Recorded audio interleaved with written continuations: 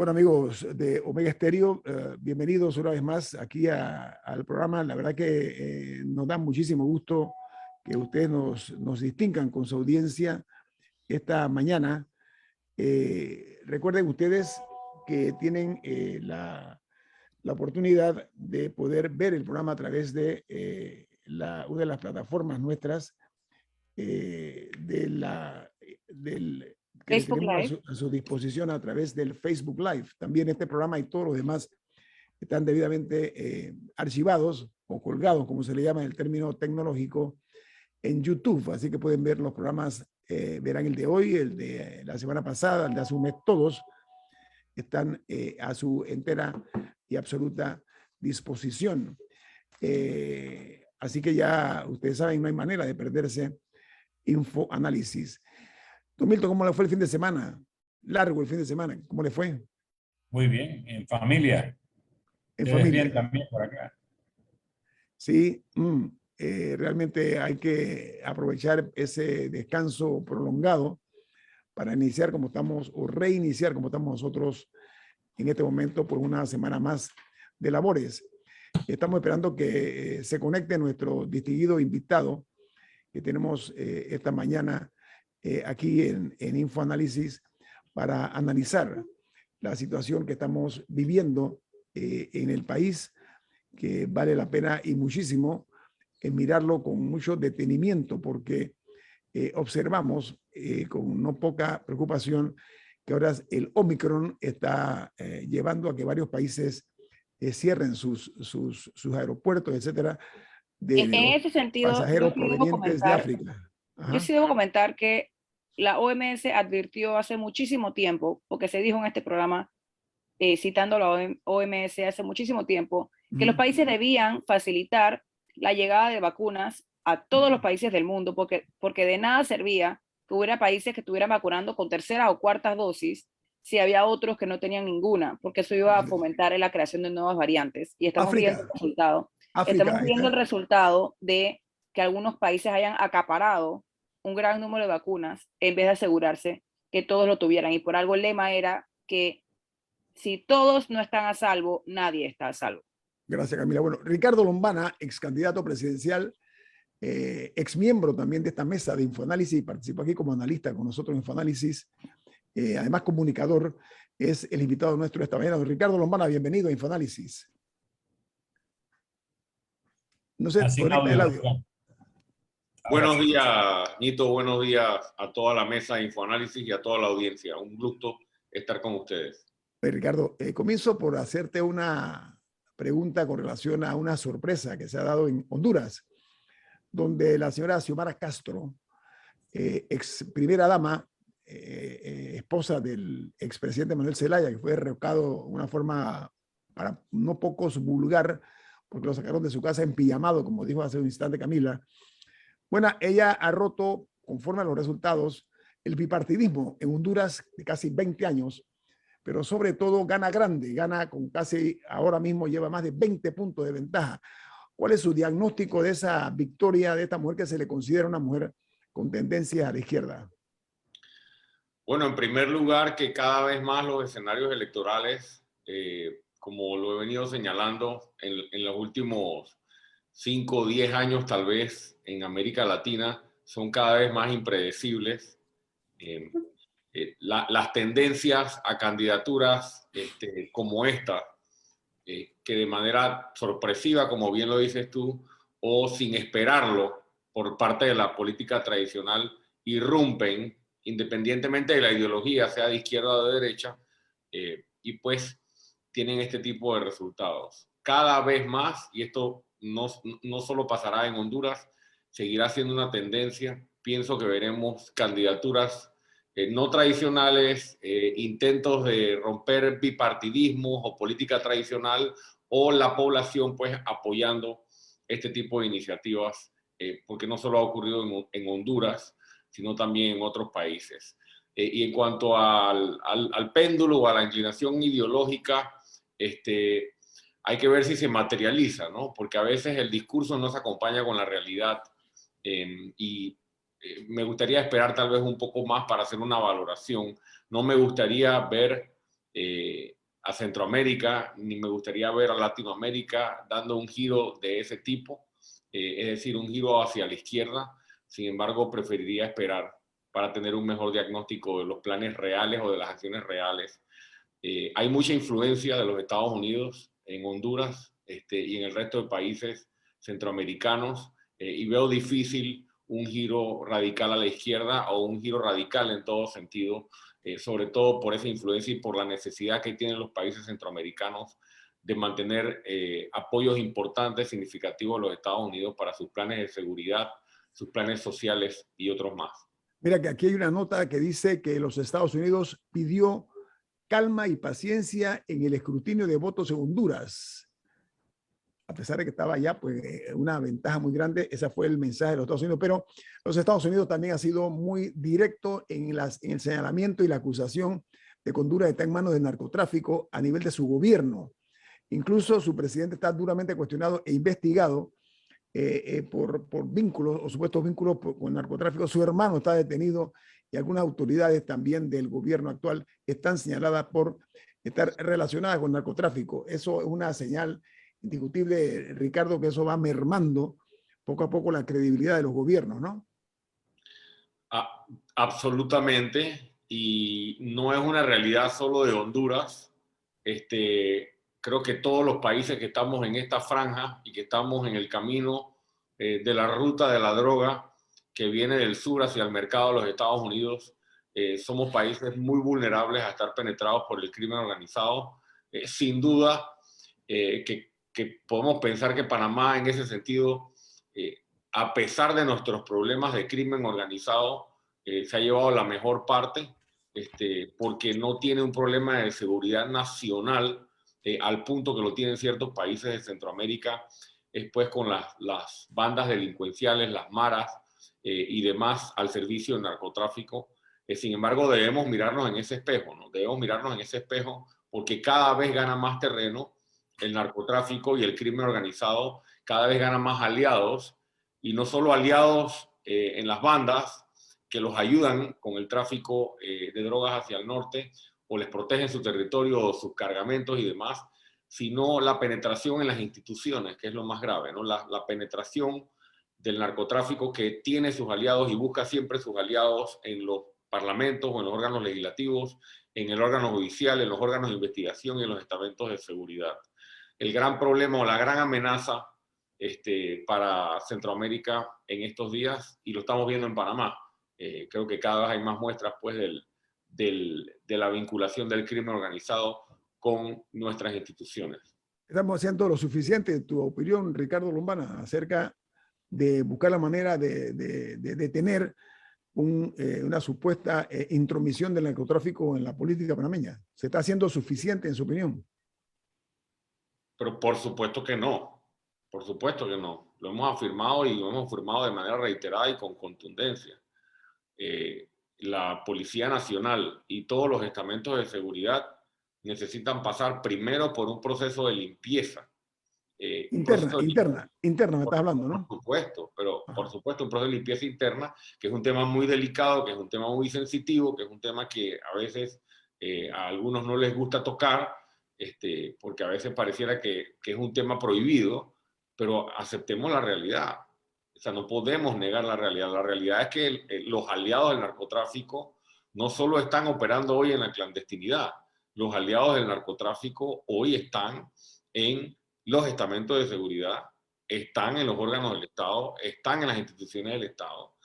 Entonces, sí, con más pie de fuerza, con más armamento y con más agresividad en nuestra fuerza pública, no vamos a solucionar este problema. Creo que tenemos que verlo primero desde el punto de vista de hacer los procesos de limpieza que empiezan con el reclutamiento.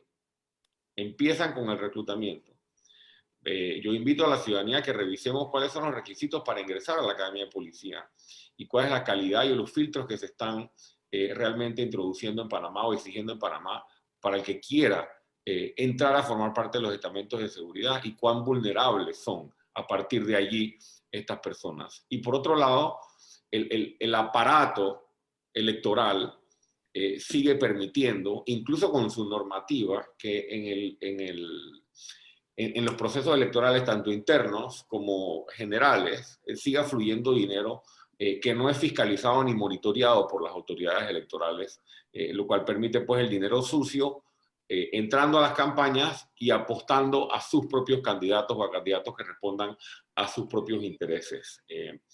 Mucho que hacer, cosas que se podrían haber hecho. La reforma electoral era una oportunidad para ellos, se propusieron algunas reformas específicas para tratar de fortalecer la fiscalía electoral, para tratar de evitar la utilización de dineros o que fluyan dineros en este sentido, pero no fueron exitosas. Mucho más se puede hacer, Guito. Gracias. Ok, estamos platicando con Ricardo Lombana, abogado, ex candidato presidencial. Ocupó un muy honroso tercer lugar a pesar de no tener partido político. Lo hizo bajo la figura de el independiente, la figura independiente. Además, un reconocido comunicador. Fue, como dije, parte del equipo de Infoanálisis un tiempo y tiene una visión muy amplia, muy periférica de la realidad política, no únicamente local, sino internacional. Por eso me hemos invitado esta mañana. Ricardo, al regreso vamos a analizar más sobre la situación de nuestro país, ¿te parece? Perfecto.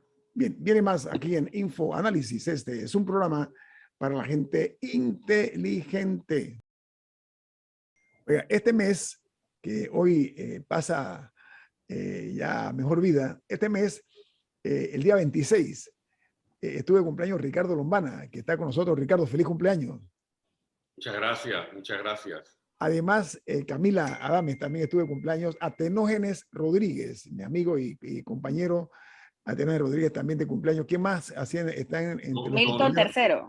A Milton III también. Bueno, vamos a dejar la parte. Creo que Edwin Cabrera cumplió ayer. Bueno, Así que felicidades a Edwin. Oiga, pasamos a la parte de Sagitarios, los medios de comunicación, copados por los Sagitarios y la política también. Y vamos a pasar de la parte social a la parte seria. Camila. Hoy se debe dar a conocer los resultados del Pacto del Bicentenario y un poco de cuál va a ser la hoja de ruta. En un momento en que hay exigencias de reformas en muchísimos países del mundo, incluso de la región, si observamos Chile también, ¿qué espera usted del Pacto del Bicentenario? ¿Qué expectativas tiene y qué le gustaría ver en el anuncio que se dé el día de hoy? Mi posición sobre esa iniciativa es la misma que desde el principio. Primero, el ejercicio de diálogo entre distintos actores de la sociedad siempre es positivo, siempre aporta, siempre es ganancia para una sociedad. Sin embargo, si un ejercicio de diálogo que arribe a conclusiones sobre cuál es la hoja de ruta que los panameños queremos seguir en los próximos 10, 15, 20 años, tiene que venir acompañada de un compromiso, y ese compromiso tiene que estar reflejado en acciones concretas para ejecutar los grandes cambios que el país necesita. Y todos los que estamos en esta mesa, y muchos de los que nos escuchan, sabemos que el gran problema de la sociedad panameña ha sido que no hemos podido ser efectivos en la segunda parte. Es decir, el diálogo del Bicentenario, por más que se convierte en uno muy particular por el momento histórico, precisamente el Bicentenario, para mí se suma a una lista de diálogos, de acuerdos y de hojas de ruta que han sido múltiples, que quedan solo en la toma de una fotografía para la historia, sin ningún tipo de convencimiento ni compromiso en cuanto a la ejecución de las mismas. Dicho eso, mi expectativa es que va a haber un gran evento de lanzamiento, un gran evento de presentación, una propuesta de cómo se le podría dar seguimiento y un llamado a quienes aspiren a gobernar para ejecutarlo. Desde mi punto de vista, sí aprovecho la pregunta para comentarlo, que nosotros tenemos un equipo que obviamente desde que estaba la plataforma Ágora y ahora esperando el resultado final, le ha estado dando seguimiento y le dará seguimiento a los acuerdos allí manifestados, porque nuestra organización política y mi persona conformamos uno de esos grupos que aspira a gobernar el país a partir del 2024 y por ende necesitamos evidentemente estar conectados con esos insumos. Ricardo, hay una irrefrenable determinación del sector político en apostar a los diálogos. Para muchos, o para no pocos, no funcionan. Vía ejemplo, el diálogo del Seguro Social, de la Caja de Seguro Social, todavía está a la espera de resultados tangibles, reales. Este diálogo que estamos mencionando ahora del Bicentenario, o sea, la gente ha perdido un poco o mucho la fe en cuanto, o la credibilidad que tienen este tipo de diálogos, porque son vacuos, son de resultados muy alejados de la aspiración ciudadana. Ese tipo de desconfianza, porque no hay pocos que dicen que esto es para distraer la atención, que es una cortina de humo para distraer la atención de los graves problemas de este país, en el país del absurdo, como yo le llamo, y que puede ser una apuesta incluso de alto riesgo para el gobierno por el hecho de querer postergar o dilatar alguna respuesta. En su opinión, esos malpensados o tal vez malquerientes podrían tener algo de lógica en su posición de desconfianza, Ricardo. No tienen, están muy cercanos a la realidad. Cuando se convocó este diálogo, ese fue mi planteamiento.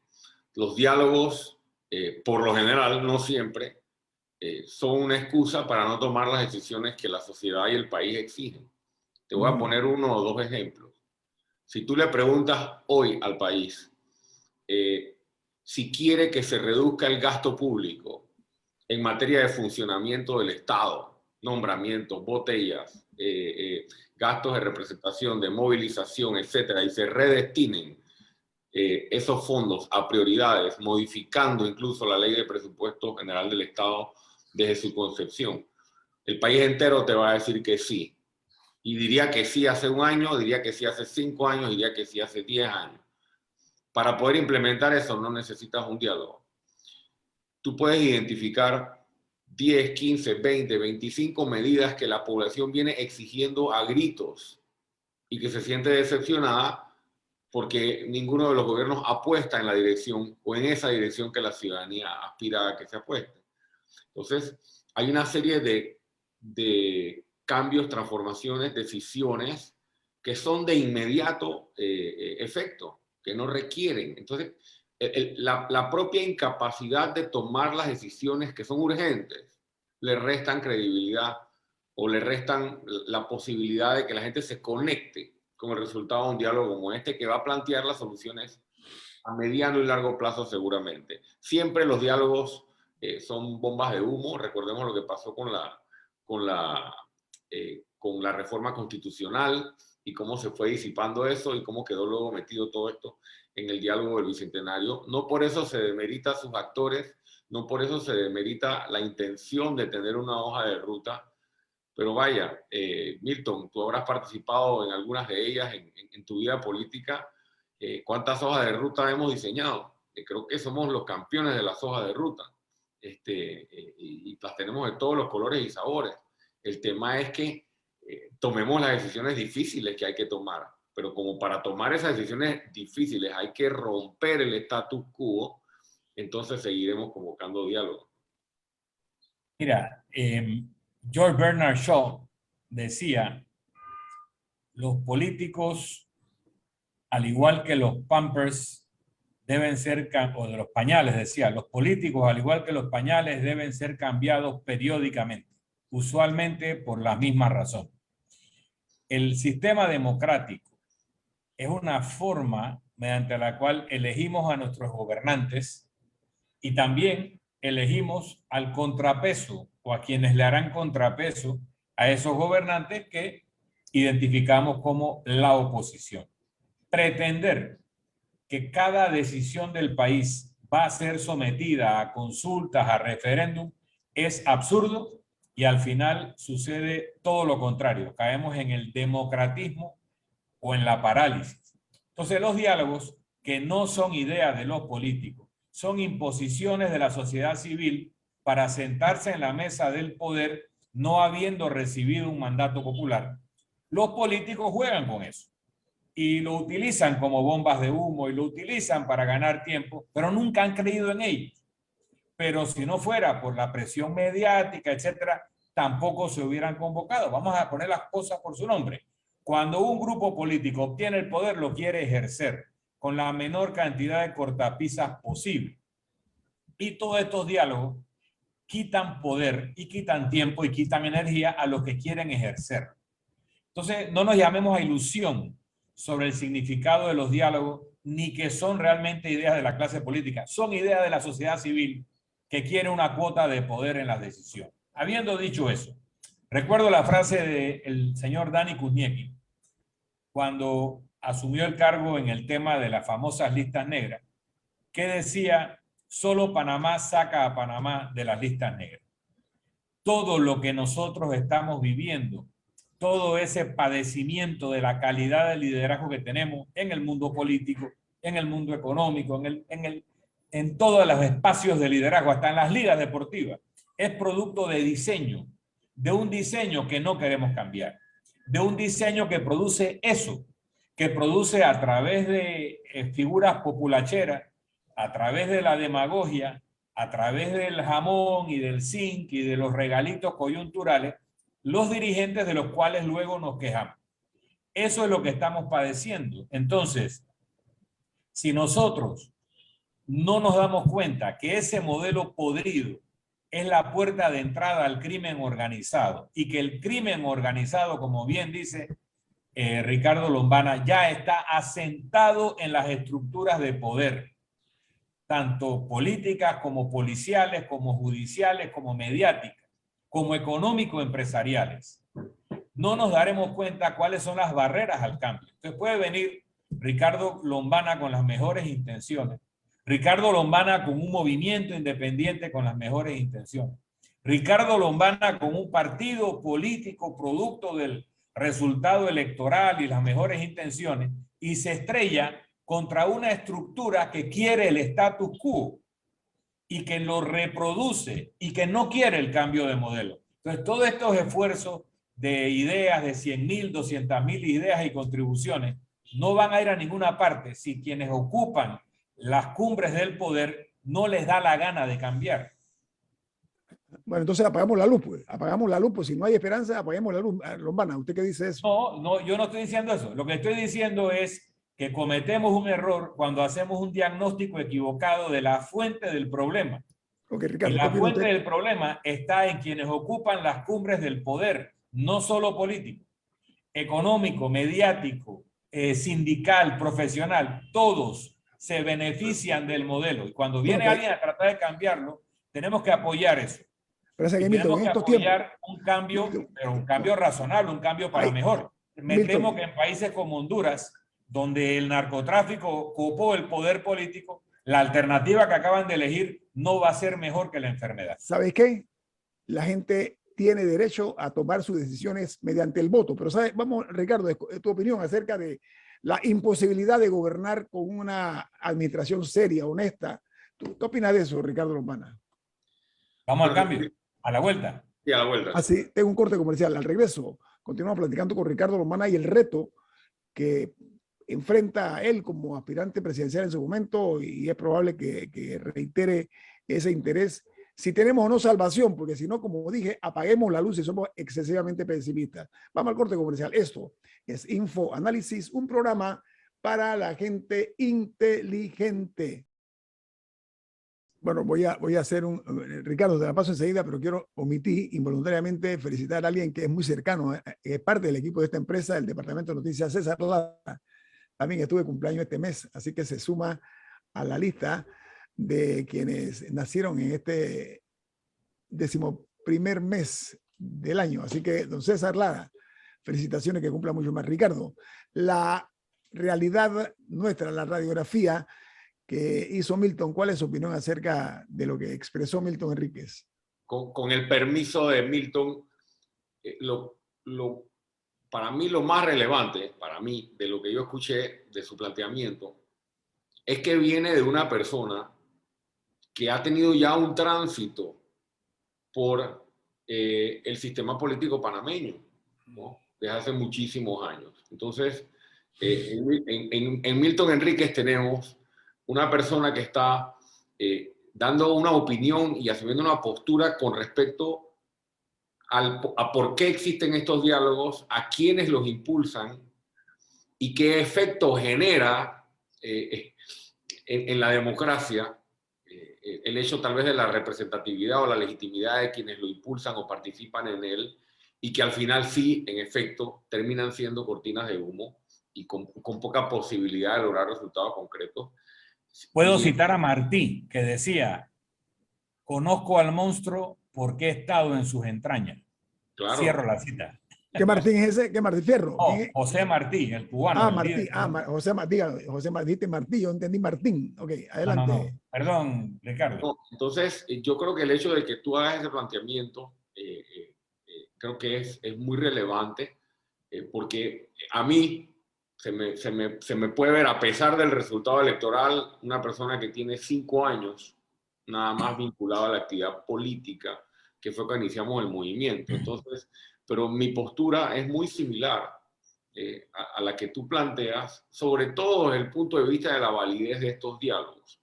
Lo que pasa es que a veces hay tanta intransigencia o criticar por criticar tal vez, que si uno asume una postura como esta, sustentada, entonces eres antidemocrático porque no crees en el diálogo.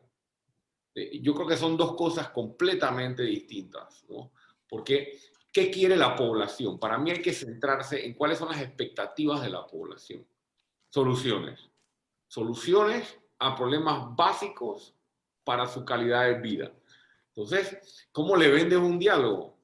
Prepárense todo lo que están aquí en la mesa y todo lo que nos están escuchando para aportar de todos sus bolsillos la enorme campaña publicitaria a partir del lanzamiento de los resultados del diálogo del Bicentenario.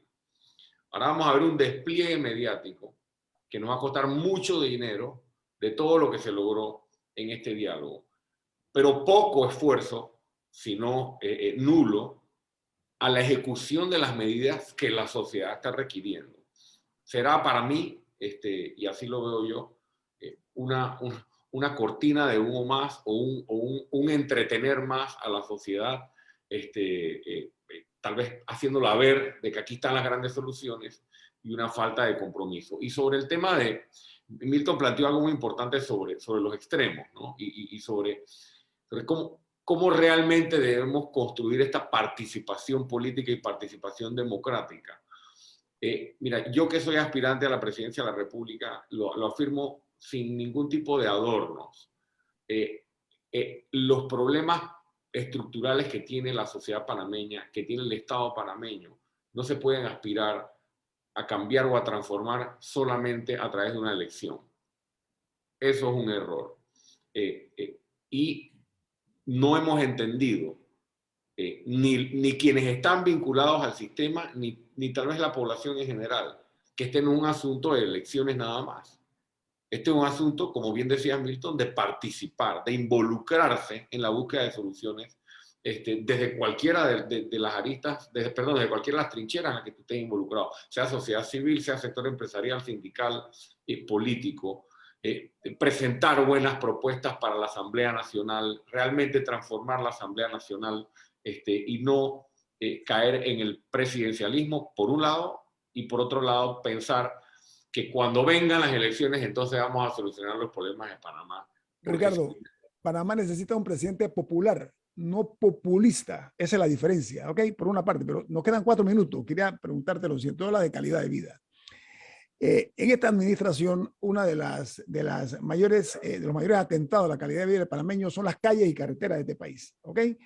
Están llenas de huecos, los cráteres, etcétera. Eso lastima el bolsillo de la gente porque los automóviles se deterioran y causan accidentes, etcétera. Pero estoy viendo con sorpresa que el gobierno, a través del MOB, anuncia proyectos llave en mano por $1.160 millones, que está bien para generar empleo y ojalá así sea, pero sin mirar siquiera la respuesta a los, digamos, pequeños problemas comparado con estos 1.160 millones, con lo que costaría un parcheo de las calles y avenidas y mejoramiento de la misma. ¿Cómo usted ve esa inequidad en cuanto a la distribución de los fondos del Ministerio de Obras Públicas y los resultados que decíamos nulos en cuanto a la situación ruinosa en que están nuestras calles y avenidas?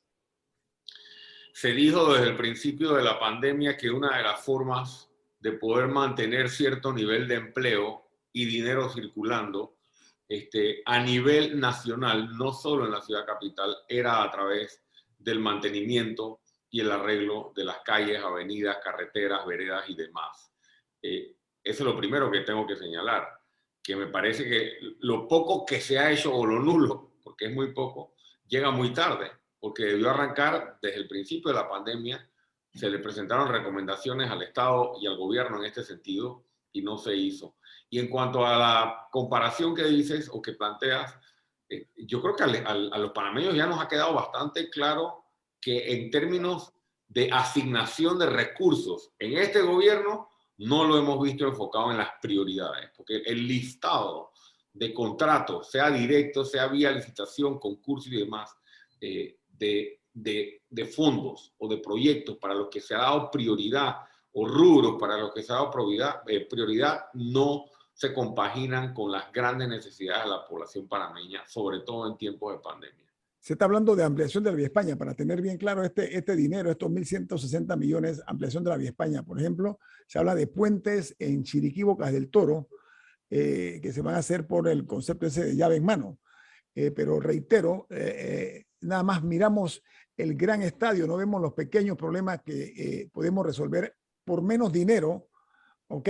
Que lo que implica este tipo de... Yo estoy de acuerdo que se invierta ahora que necesitamos empleo, pero también, oye, hay que darle solución a los pequeños problemas. Y el parcheo de las calles me parece que es un pequeño problema comparado con el monto. ¿Sabes cuándo van a arreglar? ¿Sabes cuándo van a arreglar todos los huecos en las calles, no? No. Y van a parchear todo, con bombos y platillos, cuando vengan las elecciones. Ajá. Acuérdate. Hacen acopio de fondos para esa época, entonces estás diciendo, Ricardo. Y de imagen. Y de imagen. Ok.